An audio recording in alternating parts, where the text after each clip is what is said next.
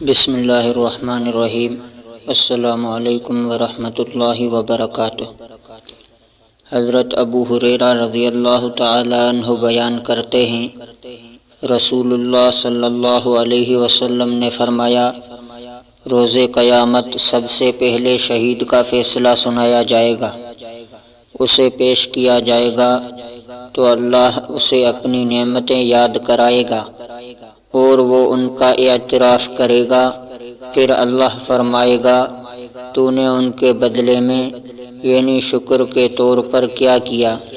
وہ عرض کرے گا، میں نے تیری خاطر جہاد کیا حتیٰ کہ مجھے شہید کر دیا گیا۔ اللہ فرمائے گا، تو نے جھوٹ کہا کیونکہ تو نے داد شجاعت حاصل کرنے کے لیے جہاد کیا تھا۔ پس وہ کہہ دیا گیا، پھر اس کے متعلق حکم دیا جائے گا تو اسے منہ کے بل گھسیٹ کر جہنم میں ڈال دیا جائے گا۔ دوسرا شخص جس نے علم حاصل کیا اور اسے دوسروں کو سکھایا اور قرآن کریم کی تلاوت کی، اسے بھی پیش کیا جائے گا تو اللہ اسے اپنی نعمتیں یاد کرائے گا۔ وہ ان کا اعتراف کرے گا۔ اللہ پوچھے گا کہ تو نے ان کے بدلے میں کیا کیا؟ وہ عرض کرے گا، میں نے علم سیکھا اور اسے دوسروں کو سکھایا اور میں تیری رضا کی خاطر قرآن کی تلاوت کرتا رہا۔ اللہ فرمائے گا، تو نے جھوٹ کہا، البتہ تو نے علم اس لیے حاصل کیا تھا کہ تمہیں عالم کہا جائے اور قرآن پڑھا تاکہ تمہیں قاری کہا جائے۔ وہ کہہ دیا گیا۔ پھر اس کے متعلق حکم دیا جائے گا تو اسے منہ کے بل گھسیٹ کر جہنم میں ڈال دیا جائے گا۔ اور تیسرا وہ شخص جسے اللہ تعالیٰ نے مال و زر کی جملہ اقسام سے خوب نوازا ہوگا، اسے پیش کیا جائے گا تو اللہ اسے اپنی نعمتیں یاد کرائے گا۔ وہ انہیں پہچان لے گا تو اللہ پوچھے گا، تو نے ان کے بدلے میں کیا کیا؟ وہ عرض کرے گا، میں نے ان تمام مواقع پر جہاں خرچ کرنا تھا تجھے پسند تھا خرچ کیا۔ اللہ فرمائے گا، تو نے جھوٹ کہا، تو نے تو اس لیے خرچ کیا کہ تجھے بڑا سخی کہا جائے۔ پس وہ کہہ دیا گیا۔ پھر اس کے متعلق حکم دیا جائے گا تو اسے منہ کے بل گھسیٹ کر جہنم میں ڈال دیا جائے گا۔ حضرت عبداللہ ابن عمر رضی اللہ تعالی عنہ بیان کرتے ہیں، رسول اللہ صلی اللہ علیہ وسلم نے فرمایا، اللہ علم کو بندوں کے سینوں سے نہیں نکالے گا بلکہ وہ علماء کی روحیں قبض کر کے علم کو اٹھا لے گا، حتیٰ کہ جب وہ کسی عالم کو باقی نہیں رکھے گا تو لوگ جہلا کو رئیس بنا لیں گے۔ جب ان سے مسئلہ دریافت کیا جائے گا تو وہ علم کے بغیر فتویٰ دیں گے، وہ خود گمراہ ہوں گے اور دوسروں کو گمراہ کریں گے۔ حضرت شقیق رحمہ اللہ بیان کرتے ہیں، عبداللہ بن مسعود رضی اللہ تعالی عنہ ہر جمعرات لوگوں کو وعظ و نصیحت کیا کرتے تھے۔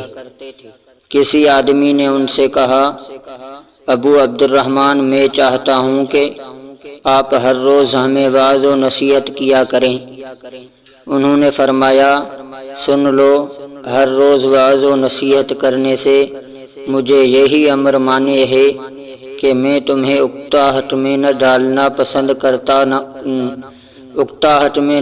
ناپسند کرتا ہوں۔ میں وعظ و نصیحت کے ذریعے تمہارا ویسے ہی خیال رکھتا ہوں جیسے رسول اللہ صلی اللہ علیہ وسلم اس اندیشے کے پیش نظر کہ ہم اکتا نہ جائیں ہمارا خیال رکھا کرتے تھے۔ حضرت انس رضی اللہ تعالی عنہ بیان کرتے ہیں، جب نبی کریم صلی اللہ علیہ وسلم کوئی گفتگو فرماتے تو آپ ایک جملے کو 3 مرتبہ دہراتے حتیٰ کہ اسے سمجھ اور یاد کر لیا جائے۔ اور جب آپ کسی قوم کے پاس تشریف لاتے اور انہیں سلام کرنے کا ارادہ فرماتے تو 3 مرتبہ سلام کرتے۔ حضرت ابو مسعود رضی اللہ تعالی عنہ انصاری بیان کرتے ہیں، ایک آدمی نبی صلی اللہ علیہ وسلم کی خدمت میں حاضر ہوا تو اس نے عرض کیا، میری سواری ہلاک ہو گئی ہے، آپ مجھے سواری عنایت فرما دیں۔ آپ صلی اللہ علیہ وسلم نے فرمایا، میرے پاس تو کوئی سواری نہیں۔ ایک آدمی نے عرض کیا، اللہ کے رسول، میں اسے ایسے آدمی کے متعلق بتاتا ہوں جو اسے سواری دے دے گا۔ تو رسول اللہ صلی اللہ علیہ وسلم نے فرمایا، خیر و بھلائی کی طرف رہنمائی کرنے والے کو اس بھلائی کو سر انجام دینے والے کی مثل اجر و ثواب ملے گا۔ حضرت جریر رضی اللہ تعالی عنہ بیان کرتے ہیں، ہم دن کے پہلے پہر رسول اللہ صلی اللہ علیہ وسلم کی خدمت میں حاضر تھے کہ ایک قوم آپ کے پاس آئی، ان کے بدن ننگے تھے، انہوں نے اونی دھاری دار یا عام چادریں پہن رکھی تھیں اور وہ تلواریں حمائل کیے ہوئے تھے۔ ان میں سے ایک زیادہ تر بلکہ سب کے سب مضر قبیلے کے تھے۔ جب رسول اللہ صلی اللہ علیہ وسلم نے ان پر فاقہ کے آثار دیکھے تو غم کی وجہ سے آپ کے چہرے کا رنگ بدل گیا۔ آپ گھر تشریف لے گئے، پھر باہر آئے، آپ نے بلال کو حکم دیا تو انہوں نے اذان دی اور اقامت کہی۔ آپ صلی اللہ علیہ وسلم نے نماز پڑھائی، پھر خطبہ ارشاد فرمایا، لوگو اپنے رب سے ڈر جاؤ جس نے تمہیں نفس واحد سے پیدا فرمایا اور اسی سے اس کا جوڑا پیدا کیا، اور ان دونوں کی نسل سے بہت سے مرد اور عورتیں پھیلا دیں، اور اس اللہ سے ڈرو جس کے نام پر تم ایک دوسرے سے سوال کرتے ہو، اور قرابت داری کے تعلقات منقطع کرنے سے ڈرو۔ یقین جانو کہ اللہ تم پر نگران ہے۔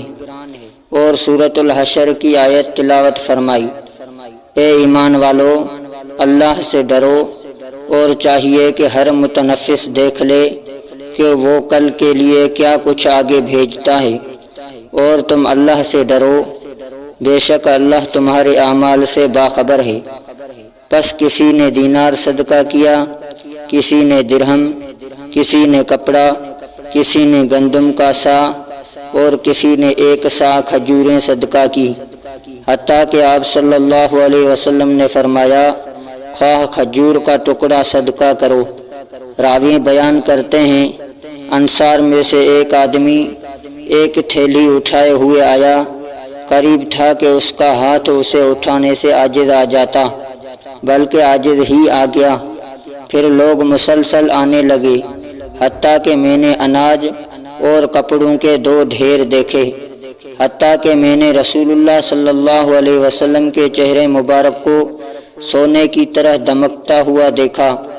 رسول اللہ صلی اللہ علیہ وسلم نے فرمایا، جس شخص نے اسلام میں کوئی اچھا طریقہ شروع کیا تو اسے اس کا اور اس کے بعد اس پر عمل کرنے والوں کا ثواب ملتا ہے، اور ان کے ثواب میں کوئی کمی نہیں کی جاتی۔ اور جس شخص نے اسلام میں کوئی برا طریقہ شروع کیا تو اس کو اس کا اور اس کے بعد اس پر عمل کرنے والوں کا گناہ ملتا ہے، اور ان کے گناہ میں کوئی کمی نہیں کی جاتی۔